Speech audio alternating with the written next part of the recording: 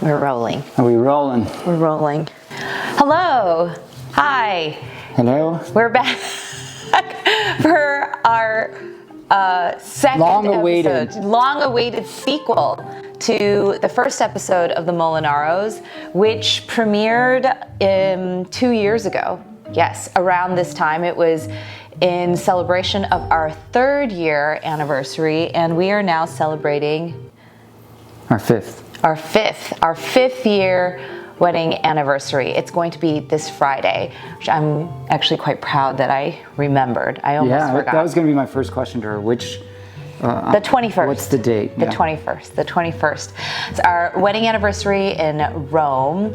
So I thought I'd kick off this second episode of the Molinaros, kind of picking up where we left off on the first episode, which you can watch up there. If you didn't watch it, you should watch it. But if you did watch it and you have a really good memory, because it was 2 years ago, you'll remember that we talked about a lot of things, but the thing that a lot of people wanted to hear about was how Anthony dumped me a few years, or I should say a few months after we started dating. Is that right?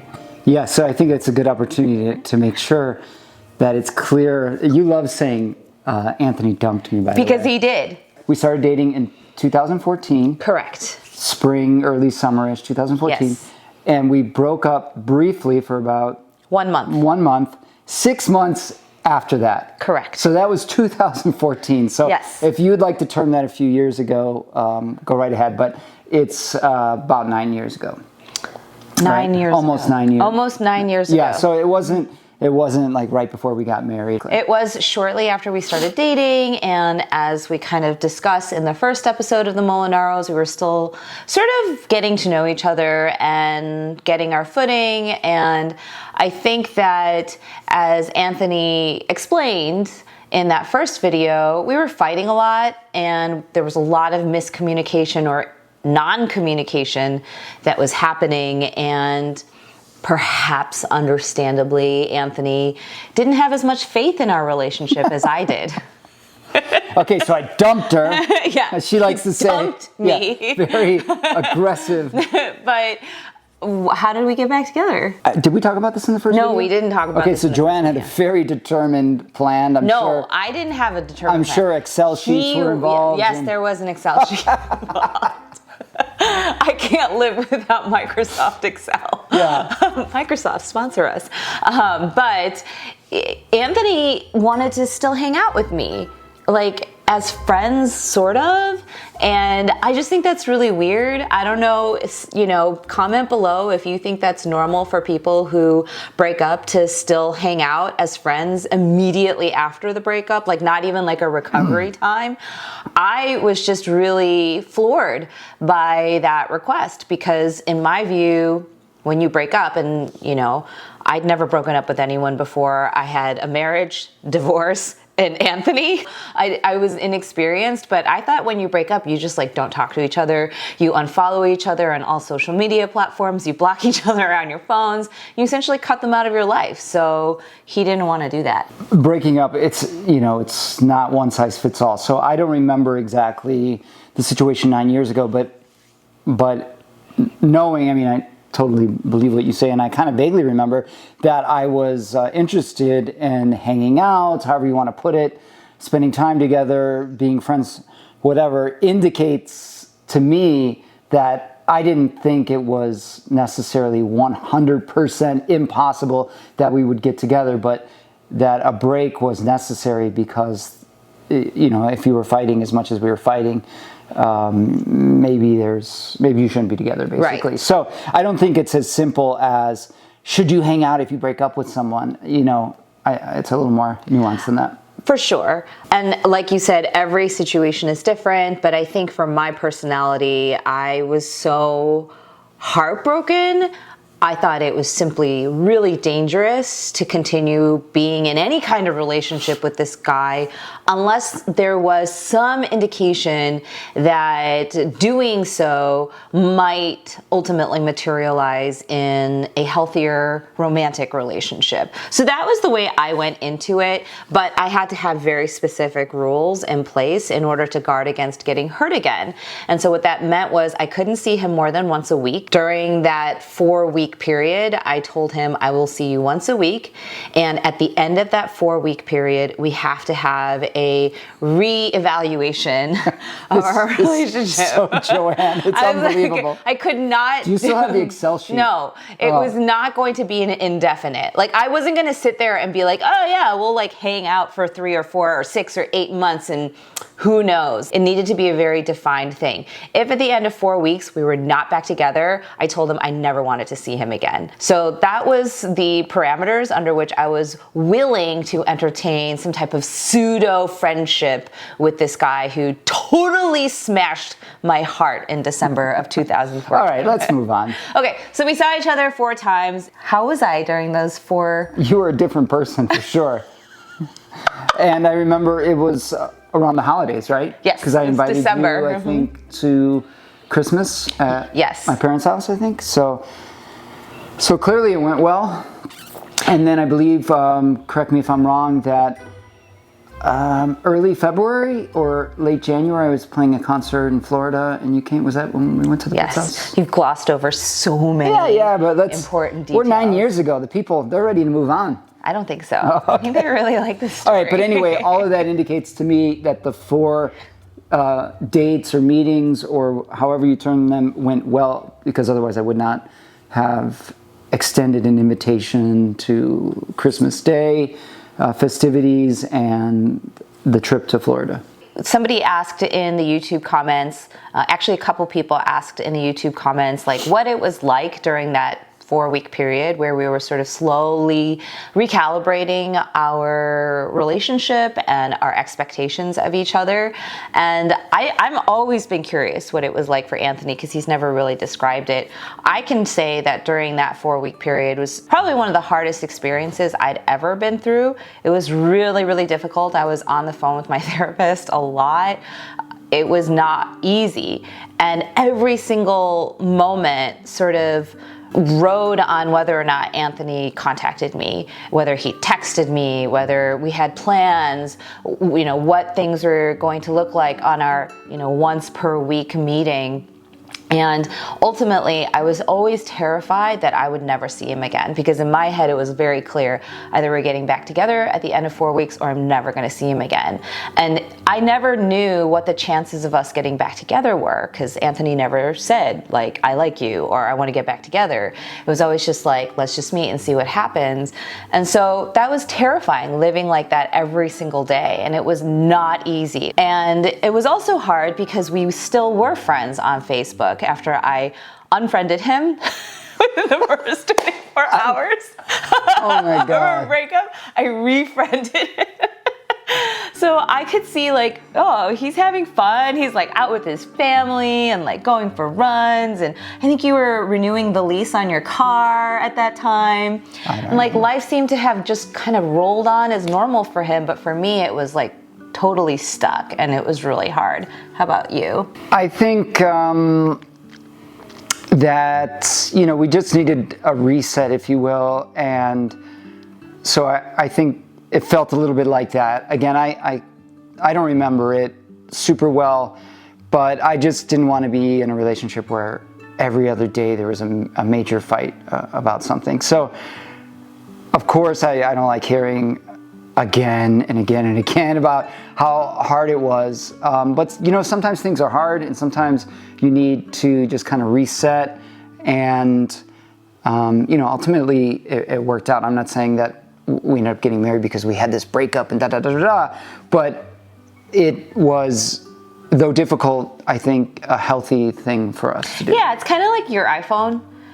Sometimes it starts acting glitchy and like it just doesn't work the way, like your touch screen doesn't work or like the Wi-Fi won't connect or your cell phone's just not working. And the best thing that you can do is just turn it off and reboot the whole thing. And I think that's very similar to what we needed earlier on in our relationship. Well, speaking of getting married, we did ultimately end up chapter hurdling that initial challenge. And I think Anthony's probably right. What he's alluding to, it probably made us stronger as a couple. And I'm glad that we kind of got it out of the way early on as opposed to later. Yeah, just to jump in real quick, when you think about it, I think it's not that uncommon for a couple that gets married to have like an early hurdle, hiccup, breakup, whatever you want to call it. I totally agree. I did want to say, though, that our relationship isn't perfect, and it certainly didn't, it wasn't like 1,000% improvement after we got back together. There were a lot of hiccups that continued to challenge us throughout our relationship. One of the questions that somebody asked in my threads, I don't know if you guys are on threads, but one of the questions that was asked in my... Okay. I'm very proud to not be on threads. Nor Twitter. In my threads was how we navigate an interracial relationship. So I'm going to let Anthony handle that one first. Honestly, for me, it's only a very minor issue because issue is not the right word. That makes it sound like it's a problem because it can be a problem sometimes. Yeah, but it's only something that I think about even in the slightest because you think about it and you comment on it. And so I think there's not much for me to say in that regard. I mean, it's more about you, I think. Okay, let's think of it this way then. Are there any benefits to being in an interracial relationship? Sure. I've learned a lot about Korean cuisine in particular. Korean vegan food. But Korean culture, I'm sure sooner or later I would have made my way to Korea or I'd say it's likely anyway, had we never met. But certainly all kinds of things about Korean culture. And as I said, obviously, especially Korean cuisine that I've learned about through being with you.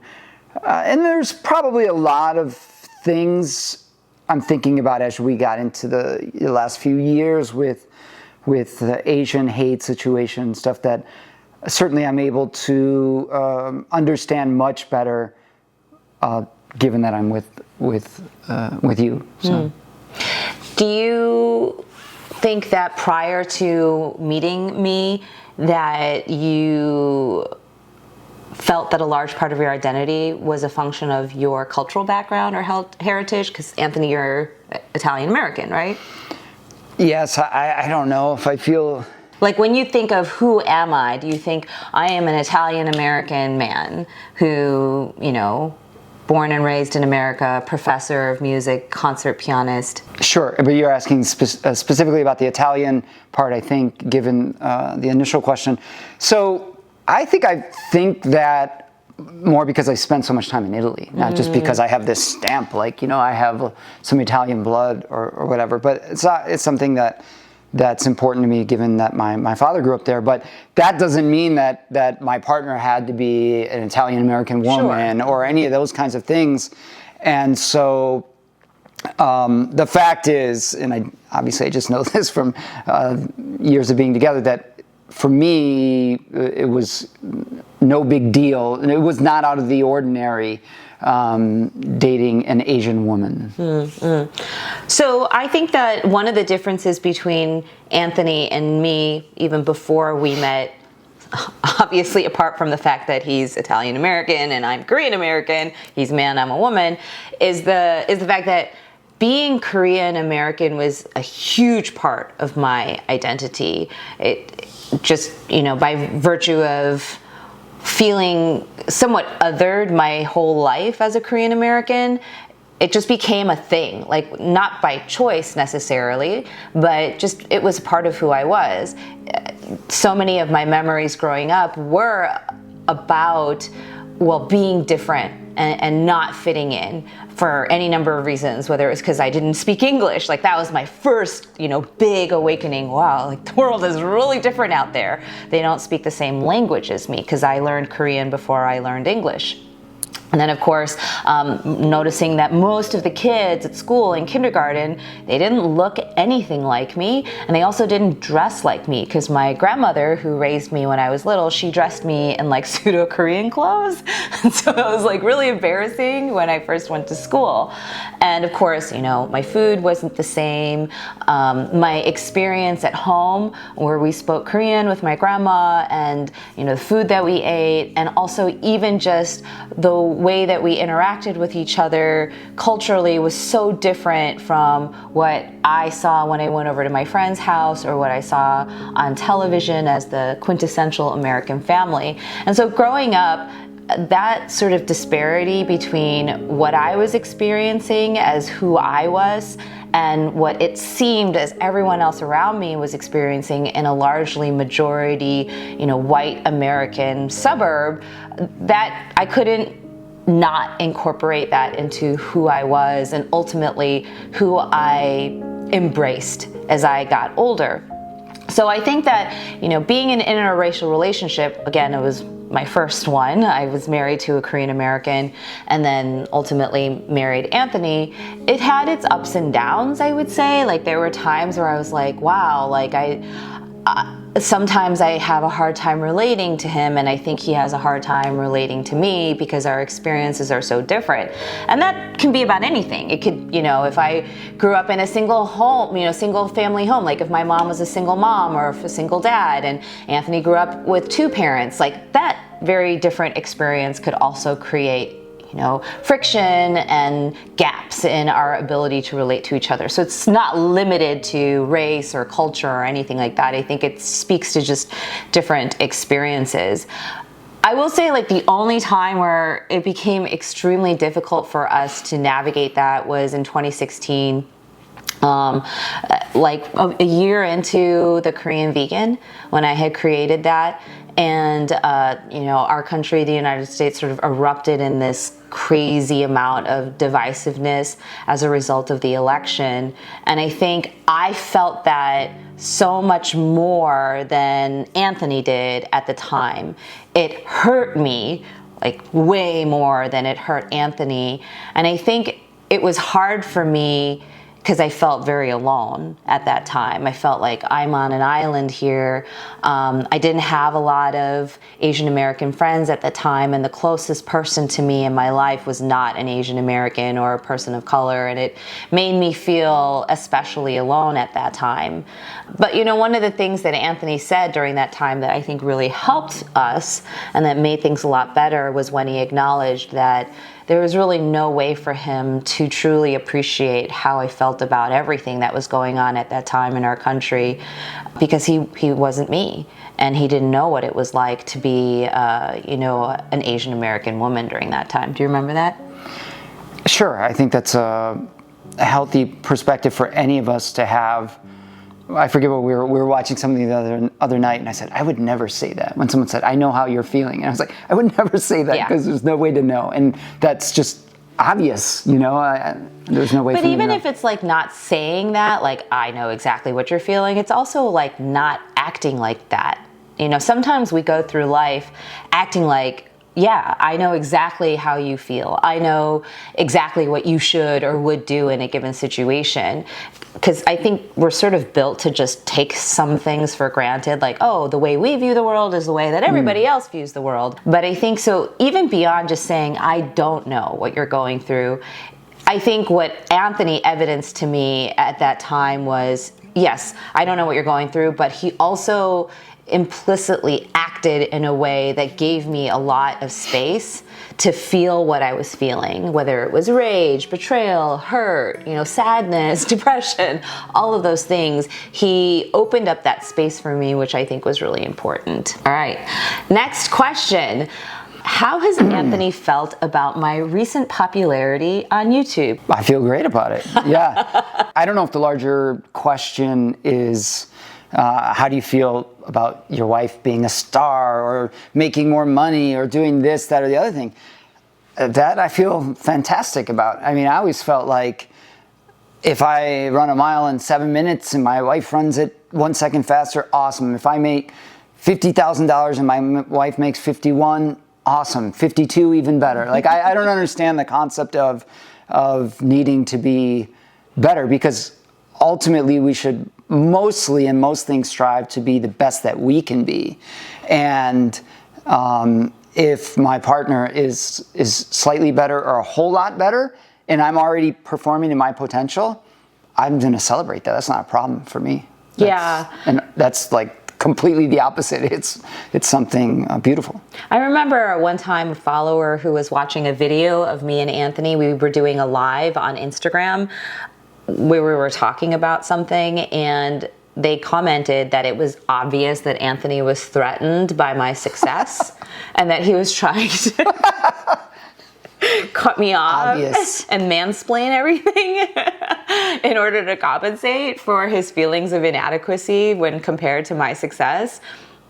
I just want to say, I know what that looks like. I've experienced that by a partner before, where they are so threatened by the way that I talk, the kind of books I read, the art that I prefer, and of course, my salary. I've lived that relationship, and I know exactly what that looks and feels like, and that has never ever been an issue with our relationship. Anthony is 100% right. He's only ever been my biggest cheerleader. He, I think, understands the concept of partnership, which is the more that I succeed, the more that we succeed, and vice versa. The more that he succeeds in any of his musical endeavors or even his parochial ones, those are the things that I'm going to feel very proud of and feel like, hey, we're in it as a team. Well, anyway, I think that's it. That will conclude our second episode of the Molinaros. For those of you who are listening via podcast, you should check out that first episode of the Molinaros on the Korean Vegan YouTube channel. Thank you so much for joining us. Thank you for joining our 5-year wedding anniversary. I'd like to say happy anniversary. Happy anniversary. And thank you all for listening. We made it 5 years, guys. If you enjoyed this, fantastic. If you didn't, don't worry. The third installment of the Molinaros will be out in 2025. No, we're going to do this again. If you guys like this, we'll continue doing these. Just hit us in the comments with any questions you'd like us to answer, or tell us if you like this. And of course, remember to subscribe. Okay. Ciao. Bye.